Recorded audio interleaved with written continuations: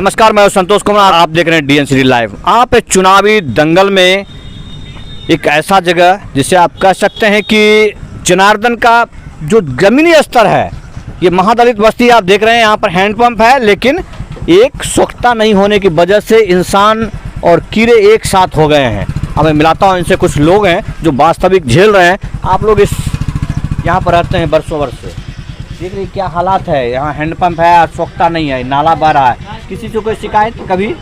स्वच्छता भी नहीं है, पैखाना भी नहीं है। पैखाना भी नहीं है आपके पास? पैखाना भी नहीं है, बाहर जाते हैं जाने के लिए। यहाँ कौन से वार्ड में पड़ रहा है?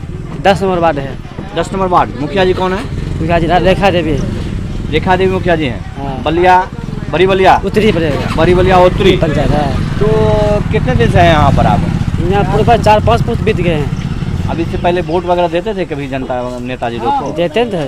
फिर वोट आया, मालूम है आपको? हाँ मालूम है। वोट होने वाला है मुख्यमंत्री के लिए। हम्म। तो वोट अभी किसको देना है? जो विकास कराया वही उसको दे। अब विकास करेगा। अभी तक विकास क्या हो तो देख लिया आपने? हाँ विकास देखिए। तो अब जो विधायक जी आएंगे उनसे क्या आपको चाहिए वो अभी कहिए ना। आप बोलिए अभी वर्तमान में क्या होना चाहिए? अभी क्या होना चाहिए यही देखते हैं, नजर में क्या है न है, उसे कुछ मिल। क्या चाचा? हाँ, बरसों से यहाँ बहुत दिन से रह रहे हैं आप। अभी तक कितना बार वोट डाले हैं? बहुत बार वोट डाले तो कुछ नहीं मिला। कुछ नहीं मिला, लेकिन वोट डालने के बाद कुछ तो मिलना चाहिए ना। आप जिनको वोट डालते हैं वो कहाँ रहते हैं मालूम है आपको? जी नहीं, हम लोग को कहाँ क्या मालूम। अब बाहर आइए, थोड़ा सा बाहर आइए। आप कहाँ रहते हैं वो देखिए, बोले देखिए। लेकिन जिनको आप वोट डालते हैं वो कहाँ रहते हैं, वहाँ आप देख करके उस संगमरमर के ऊंचे बिल्डिंग में रहते हैं। वो क्यों रहते हैं जानते हैं? क्योंकि आप वोट डालते हैं। कितना बारी हजूर बोला उसको हाँ, कि हमको चापा कर जो है तो हम लोग का प्रभु पैखाना आपके पास नहीं है? जी नहीं। लेकिन आपके पंचायत को यहाँ लिख के दिया गया है कि आप एक लोग धूर जमीन हम लोग का नहीं। एक धूर भी जमीन नहीं है? जी नहीं। कोई पर्चा अभी तक नहीं कटा। बहुत बड़े बड़े नेता लोग तो कहते हैं कि हम महादलित के रक्षक हैं, आपके नाम का वोट हम लेकर देंगे ही देंगे, वो देंगे, मर देता है नहीं। ये वास्तविकता है जिसे सिर्फ हमारे गांव से दिखाया जा सकता है, बताया जा सकता है। आप देख सकते हैं जो 4 पुश्त से यहाँ रह रहे हैं, इनके लिए ये वास्तविक विस्थापित हैं। और मैं आपको सबसे पहले बता दूं कि ये मलिक समाज हैं, जो प्रधानमंत्री जी के द्वारा स्किल इंडिया कहा जाए या आप जो कहें, लेकिन ये बाय बर्थ स्किल्ड होते हैं। हमारे समाज में ये जरा दिखाइए, काम करते हैं। आप बम्बू का काम करते हैं ना?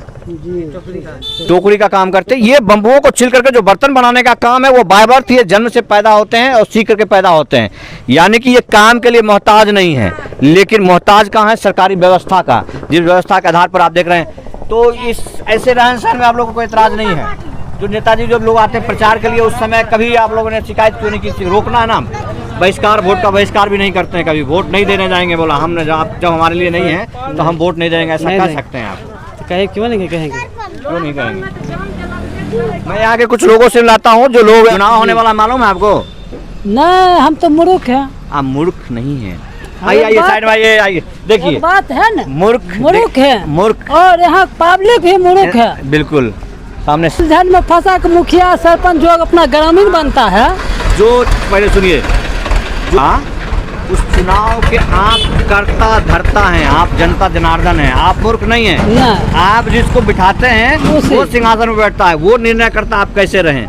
तो उससे पहले आपको अब निर्णय करना चाहिए ना कि अब कैसा आपका विधायक हो, ये बताएं। पर है उलझन का समय, उलझन में आप हैं। बताइए पहले आप। मोतीलाल यादव। यहाँ इसी पंचायत से रहते हैं? हाँ, वर्षों बरस से। हाँ। आपका घर क्या इन्हीं के जैसा घर है? हाँ, या अच्छा घर पर है? नहीं, घर कैसा है आपका? आपको है मतलब है, रहने लायक भी है, पक्की भी है, दोनों चीज है। कुछ रहने लायक इनके घर नहीं होना चाहिए?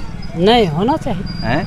जरूर। ये भी तो इंसान है। जरूर। इनके लिए तो सबसे ज्यादा प्रताड़ना होता है कि हम महादलित के नेता हैं, हमको कोई बोल नहीं सकता। हमको इज्जत होगा तो हमारा भी इज्जत बनेगा। अब देख लीजिए, इस क्षेत्र से हैं हम, चुनावी दंगल में हैं। अब चुनाव आने वाला है, नेताजी लोग आ रहे हैं, उससे पहले सोचे हम मिल रहे हैं आपसे। क्या लग रहा है आपको? ये जगह जो इन्होंने रोका हमें, हम इधर से जा रहे थे, लेकिन इनका रहन सहन आपको दिख रहा है। हैंडपंप है, लेकिन थोड़ा सा जो है इस एक स्वच्छता की वजह से जो हालात है, हमारी व्यवस्था को ये दुर्दान व्यवस्था नहीं बता सकते हैं। फिर क्या करें? कुछ ये तो सरकारी रोड है, सरकार चाहेगी पूरा आगे नदी भी है, मगर चाहेगी तब तो व्यवस्था का नाला बना दे। क्या इनके लिए छोटा सा जगह नहीं है हमारी सरकार के पास? कहीं इनको जगह है सर, मगर यहाँ का अफसर जो है ना सब एकदम तब यहाँ का अफसर वास्तविकता पर है। लोग जनता चूंकि बोल नहीं पाते हैं, लेकिन जो यहाँ का अफसर है वो ना वोट दिलो ना पहले, फिर वोट दै केकरा वोट देबो? हमने केरा जकरा में होते लिया के दे देबे, हमें किजन के लिए वोट देला के बाद कुछ व्यवस्था होइ छै, जरा तुम वोट दै छहो न ओकर कुछ काम बनै छै कि तोरा लिए कुछ करे, तोरा रहे के लिए, तोरा खाए के लिए, ऐसा बुझैलो आज तक कते दिन वोट देलो? एते जिंदगी भर वोट देलिए त तनी को जमीन त मिलबे न करले, तनी को जमीन नहीं एते गलीज में छिए, सपनैया देखे छिए न। उ लोग अभी ऐथिन तोरा लिगा वोट मांगे खातिर, हुनका से पूछबो तब न सब के आवे छै, सब त वोट देबे करे छै। कोई के कहै छौ वोट दै ले? वोट जरा दै छौ कोई कहे हो तो हुनका वोट दहो? नहीं नहीं, तब अपना मन से दै छौ, तकर मतलब सिक्का उठा के दै छौ वोट? वोट दै से पहले पूछे के छै जे तू हमरा की करबो, पहले पूछलो ना तक? नहीं नहीं, तब केना काम बनते? ये जनार्दन है, चूंकि ये दान कर देते हैं, लेकिन जब इनको दान लेने की बारी आती है तब वो नेता नहीं दिखते हैं। इनको इस चीज़ का आज तक समझ नहीं आया कि मैं किसको वोट दे रहा हूँ, और आज तक अपना अधिकार नहीं मांग पाए। तो कहते हैं जो बच्चे रोते नहीं उसको दूध नहीं पिलाया जाता। जरा इनसे मिलाइए। चाची बहुत बुजुर्ग हैं आप, वोट दिए हैं? कितना बार वोट दिए हैं? केते दा दे कुछ मिला वोट देने के बाद? कुछ मिल लो वोट देला के बाद? कुछो न की अब मिल लेबो? पहले करार करबे हो तो की देबो हमरा तब वोट देबो? अब मिलता है तो केना मिलते? पहले करार करेबो तब ना। जे नेताजी अथिन तोरा की चाहिए? जखन नेताजी अथिन तखन न बोलल जिंदगी गुजार देलो रोड पर, ई बच्चा बुजुर्ग भी नहीं गुजरबे हो? कुछ चाहिए नहीं ना, वो सोचिए पर सरकारें न सोचती है, जिनका वोट दे छे वह न पूछती है। हाँ सरकार सोचेगा, लेकिन सरकार से करा बिना ये सरकार जो है, ये सरकार को सोचने के लिए उनके पास आंख नहीं है। हम दिखाएंगे तब तो, उनको थोड़ी पता सरकार कहाँ बैठती है। आपकी सरकार तो दिल्ली और पटना में है, पटना में, लेकिन उसको आप बताएंगे तब ना आप किस कष्ट में हैं। हाँ, ये तो सब तो मुखिया सरपंच जी हो सब वाली वास्तविक बात पर आए हैं। मुखिया जी सरकार के देखो पैखाना बोले हम तनी सर हमरा के लिए पैखाना के लिए रुपया नहीं एले हम तो कितना बड़ा अन्याय है। बेटी पुतो जाए छे भाई फुलवाड़ी में, ओहो नहीं बैठल दे। इसलिए विस्थापित हैं, इनके पास जगह नहीं है, तो भी सुलभ बनता है गांव का कि यदि इनके लिए व्यवस्था किया जाए जो अनिवार्य है। वो सरकार देखे जो ओडीएफ घोषणा करता है, ये ओडीएफ फ्री विलेज है, और ये खुल के कह रहे हैं आपके पास पैखाना नहीं है। ना कुछ नहीं, ये फुलवाड़ी में वो बात बोले के गरम गाड़ी करे छे। भ्रांत आदमी से मिलाता हूँ जो शायद कुछ कह सकें। सर चुनावी दंगल में कुछ कहना चाहेंगे? हम लोग यहाँ आए हैं, आप देख रहे हैं, तमाशा देख रहे हैं, जो लोग यहाँ हैं अब तक बहुत वोट डाला होगा आपने। हम बाहर के, तो बाहर के हैं तो क्या हैं हमारे समाज से ना? आप इस बिहार से तो हैं, बिहार से हैं। चुनाव व्यवस्था में अब तक क्या मिला या अब क्या मिलना चाहिए? ऐसे लोगों को कुछ मिलना चाहिए कि नहीं मिलना चाहिए? हाँ मिलना चाहिए। गरीब जो है जी, उसका तो एक तो लॉकडाउन है, लॉकडाउन के चलते तो लोग ऐसा ही तबाह है। लॉकडाउन में ये कैसे लॉकडाउन हो? ये तो रोड पर है, रोड पर है, सरकार ने लेकिन इनको अभी तक लॉकडाउन किया? बताइए। नहीं लॉकडाउन तो किया है, लेकिन कैसे लॉकडाउन करेगा? ये कहाँ जाए? इनके लिए ना घर है, ये तो रोड पर हैं। इनको लॉकडाउन कब लॉकडाउन हुए? ये तो कभी लॉकडाउन नहीं हुए। लॉकडाउन नहीं हुए, लेकिन व्यवस्था तो सरकार का है कि पुलिस आती जाती है, सबको समझाते रहती है कि ऐसे आप ऐसे चलिए, ऐसे रहिए। लॉकडाउन का मतलब क्या हुआ कि हर आदमी को घर में जा कर के अथी करे। व्यवस्था है, घर ही नहीं है जिनके पास, नहीं है घर, सरकार से मांग करे, सरकार देगी। काहे कौन मांग करेगा? कौन गरीब मांग करेंगे? जा कर के बैठेंगे।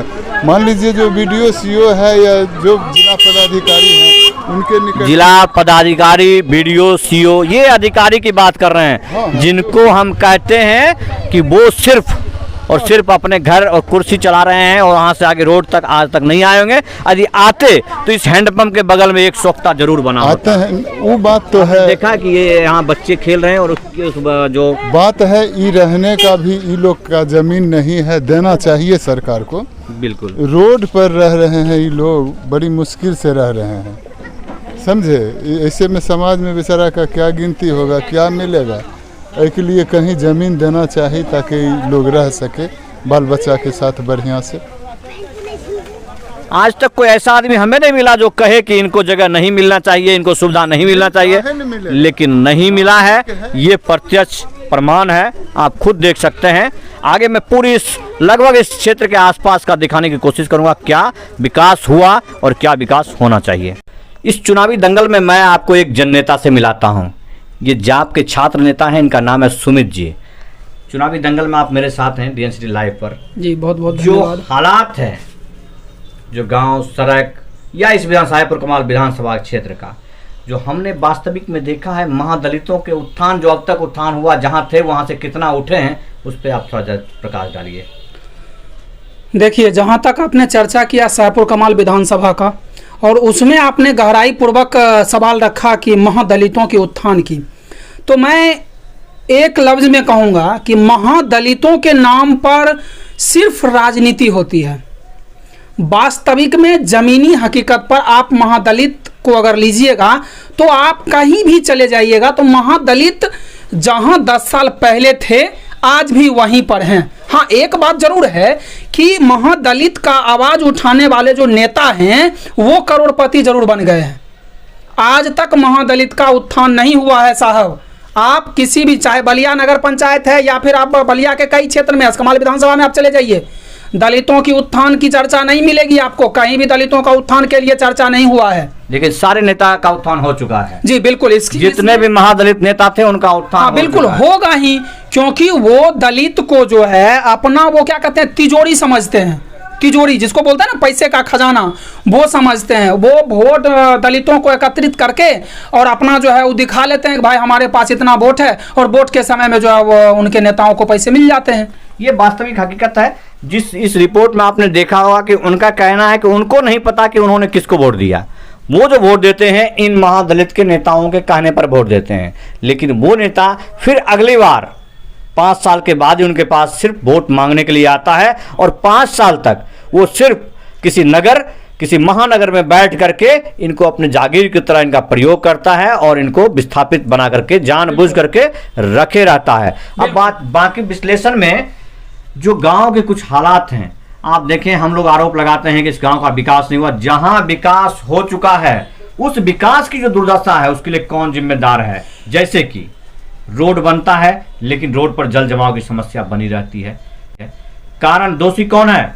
क्या यहाँ का अधिकारी या अभियंता या गांव समाज के लोग जो इस रोड की दुर्दशा करते हैं? देखिए, जहाँ तक रही बात सड़क पर जल जमाव का, तो मैं इसमें सीधा आरोप यहाँ के अधिकारी और जनप्रतिनिधि को दूंगा, क्योंकि हमने आपको वोट देकर उस जगह पर बिठाया है जो जगह पर आप बैठ के हमारी समस्या को सुलह कर सकते हैं। ठीक है, लेकिन आप उसके बदले में क्या करते हैं? आप चलिए ठीक है सड़क बनवाए, लेकिन आप एक भी सड़क का क्वालिटी जांच करवा लीजिए। सड़क का जो है वो क्या कहते हैं उसको,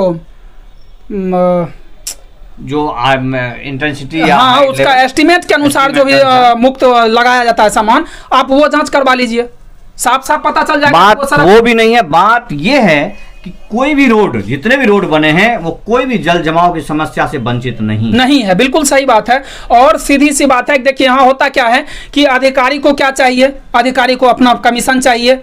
नेता को क्या चाहिए? अपना कमीशन चाहिए। ठेकेदार को क्या चाहिए? उसको ठेका मिला, काम करवा के यहाँ से निकलना है। अब वास्तविक जमीनी हकीकत क्या है? सड़क तो बनाना है, बना दिया, लेकिन सड़क बनाने से पहले आपने देखा कि यहाँ पर जल जमाव की समस्या की परेशानी आएगी या नहीं आएगी? ये कोई नहीं देखता, ये कोई नहीं देखता। इसकी चिंता किसी को नहीं है। लोग दोबारा इस पे एक ऐसा तो नहीं कारोबार चल रहा है कि हम बार बार इस योजना को करेंगे और इसमें कमाई करेंगे। बिल्कुल सही बात है, इस पर एक रोजगार चल रही है, ताकि लोगों का मतलब ये अधिकारी और जनप्रतिनिधि का यही मानसिकता होती है कि भाई सरकार का पैसा है, खाते जाओ, फिर अगले बार आ जाएगा टेंडर में। तो ये एक रोजगार है। परेशानी पब्लिक को है। नेताओं को क्या है, 4 व्हीलर पर आता है, 4 व्हीलर पर जाता है, उसको जल जमाव की समस्या से कहाँ वाकिफ होगा? वो जब जमीन पर चल के देखे तब तो उसको पता चलेगा जल जमाव की क्या समस्या है। ये कैसे बंद होगा इस विकास के मार्ग में? क्या ऐसा हो नहीं सकता? बंद होने का कोई कगार नहीं? बिल्कुल बंद होने का कगार है। जिस दिन अधिकारी और जनप्रतिनिधि कमीशन खाना बंद कर देगा, वास्तविक में जमीनी हकीकत को देखते हुए अगर काम करें, तो जल जमाव ही नहीं बल्कि सारी समस्याएं खत्म हो सकती है। जनता जगे तब जाकर के जनार्दन जगे और इन नेताओं के गिरेबान पकड़े और ये समस्या समाप्त हो जाएगा। बिल्कुल बिल्कुल सही बात। बहुत बहुत धन्यवाद।